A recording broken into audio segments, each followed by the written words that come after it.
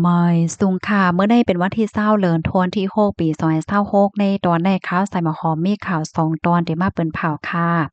ตอนที่1พ้องต่างแข่เขาโฮบโทบผู้ปองการศึกสูงสุดของไทยข่าวเงาเที่ยงโหนึงโฮบโทบหันโกนอันแหลนเฮ็ดไว้กับโตอันทุอันปลอมปันเปิ้นในอ่อนตั้งเปิ้นได้ที่ก็เฮาคามาถ่อมด้วยข่าวโคในอ่อนตั้งค่ะ พ้องต่างแขอันไม่ว่าอยู่ที่ในเมืองไทยเขาโหบทบโพปองการศึกสูงสุดของไทยเมื่อวันที่18เดือนธันวาคมที่6ปี2026ในมีข่าวง่าวออกมาว่าพ้องต่างแขอันไม่ว่าอยู่ที่ในเมืองไทยเขาโหบโทบตั้งโพปองการศึกสูงสุดของไทยเสียวก็ลาดว่าปีในเป็นปีอันแต่เข้ามา50ปีเย้า ดอนตาลวงจำใจวงกลางแขและต่างไทยลวงจำใจแขไทยอ่ำใจผู้ไหลภัยไกเป็นพี่น้องกันก้อยมีหักฐานฝ่ายตั้งการเมืองแลตรงวงก้นอันมันกึมและแน่ให้หันถึงตื้อต่างในการปกป้องดีกว้างๆขวางๆแค่ได้เป็นคนส่วนที่อันลียุ่มยำและไว้วางใจไล่ตอนตาไทยตาเสแค่ไว้ลวงลำลวงหนังเต้ๆว่าต่อลวงปกป้องลวงจำใจวงกลางตับซึกแข่แลตับซึกไทยและยินหลีติเตสร้างลวง จำใจลวงโฮมมือกันตั้งตับซึกท้ายอำว่าได้เป็นลวงเป็นป่ายแลกลายจั้นสูงลองฝึกซึกโฮมกันลองการเฮ็ดการสอนลวงฝึกลองปังสอนและดังลวงเทคโนโลยีฝ่ายตั้งการซึกและจั่งใดเปิดกำเทียมปันแห้งลวงปกป้องลวงจำใจวงกลางแข่และดังไทยหนังแก่นแข็งในฐานหน้าเป็นเมืองอ้วยหลีของไทยและแคมโบเดียแข่เตยังตึกกำเทียมปันแห้งลวงซางเหมือนจังหนังว่าปางอ้วยหลีเปิดตากำเทียมปันแห้งให้ตื้อมีร้องไว้วางใจต่อกันมาจวยลดย่อมลวงเค็งแข็งปัญหาปฏิคาเสียวก็เป็นมาลวงง่ำเย็นหนังยืนยาวว่าจังหนังไหนค่ะตั้งฝ่ายผู้ก้อนศึกสูงสุดของไทยเนี่ยก็ไล่ลาดยืนยันหนังเต้ๆว่าเกี่ยวกับโดยลวงต้งหนึ่งสายงายเงาลายคึกเขี้ยมของแขในพวงอันเป็นปัญหาปฏิคาดวงกลางไทยและแคมโบเดียในปยกแหนฝั่งหางลวงตั้งใจดีเดสร้างลวงโฮมมือแลลวงเป็นปลายแลกลายตั้งตับซึกแขในโกตวนว่าจังไหนข้อมูลตอนนี้ค่ะเลยเบิ่งอิงเอามาดีเพกล่มตางแขต่างวัยน่ะค่ะพี่น้องเฮาค่ะถ่อมข่าวง่าโหนยาวหันเถิงจังหือพวง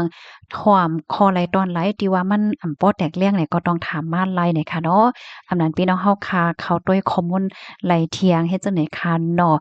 ค่ะยก็มันเป็นภาษาที่ค่ะเปลี่ยนมาเนี่ยค่ะเนาะถอยความเข้าใจบางอันไหนมันเตถ่อมหยาบนิดหนึ่งเนี่ยก็ย้อนน้อมอย่านำค่ะนะก็แค่นต่อจะช่วยให้ถ่อมปันสิคำเลยค่ะยินโจมค่ะลูกดีในเหกำใดเข้ามาถ่อมด้วยข่าวเงาเทียงตอนหนึ่งค่ะอันนี้ก็มีลวงหลอมเฮ็ดปันไว้กับโตอันตู้อันปวมเฮ็ดในว่าแน่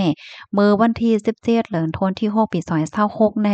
มีข่าวงาออกมาว่าตั้งฝ่ายผู้มีปุนพรเขาไล่โฮมกันเสียกอที่ยอบก้มโตนางสาวหิมห้อมนาคองคาตีหนึ่งในจะเว้งเมืองสมุทรปราการเจดอนสมุทรปราการค่ะเฮียก็อันเจ้าเขานั่นค่ะนะเผื่อว่าทบยาบ่มีปนพรเขาเหย้าค่ะเนาะเขาในก็เลยรับรู้ว่าลงอันที่เขาไลเฮ็ดกว่านั้นมันผิดว่าสังว่าเฮ็ดจั่งใดนั่นน่ะเนาะก็เลยเปิ้นก็เอาโตเขาในสูงกว่าดีโฮงปริค่ะเปิดตาคับเคิงเสียวก็ปันตดต่ำกว่าจั่งใดค่ะลวงตั้งมันได้ที่ก็เจอเขาในบันนางและโฮมตั้งจุมจื้อ3ก่อค่ะมีหลวงเฮ็ดตั้งสร้างเหมือนจังหนังว่าเฮ็ดปันวัดไหวเปิ้นกำในเขาในก็รับ ำเปิ้นแพร่จ่องหยาโฆษณาเหนือสื่อตรงก้น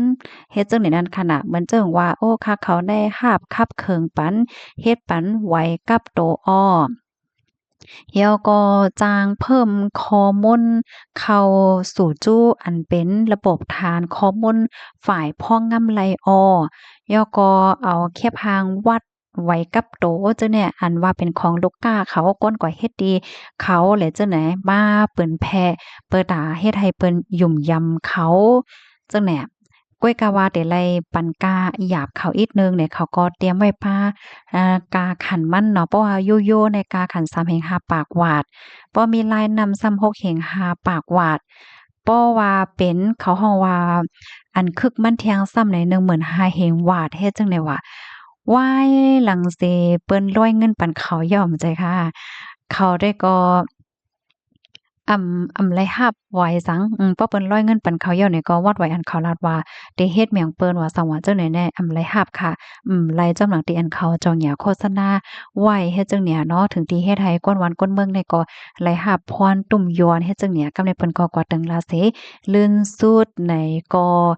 ถูกหญ้าจิงยอบกุมโตหลายว่าเฮ็ดจังไหนค่ะอ๋อตั้งฝ่ายภูมิพลพรเขาได้ก็เดขับเคิงปันตดตามกว่าจอมคักจอมตอนจำหนังปักเปิงแม้มีวันเมืองมีนั่นไหนอ้อข้อมูลตอนในก็คาเลยเปิงอิงเอามาที่เพจสวพ FM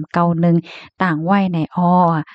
พี่น้องเฮาเขาถอมข่าวงาโหนยาวหันถึงจึงหือพองในคะนอเมื่อเหลียวในอำว่าพี่น้องเฮาเขาเตซื้อโคของก็แลสังเตขับเคิงเฮ็ดอีสังเตติดต่อกับสืบจู้ไผจึงหือในเสร็จในก็ให้ต้วยเหขับเคิงในคะนอโกญาเหรียญเฮ็ดจังได๋ค่ะนะเพราะว่าเฮาคำมาด้วยมือเหลียวในอันแลนว่าเฮาว่าเฮ็ดจังได๋ก็ซ้ำใครนำไว้เฮ็ดจังเนี่ยเนาะลูกดีข่าวเงาโหในเสแลกำไดค่ะได้ย้อนอ่อนเอาพี่น้องเฮาคามาถ่อมด้วย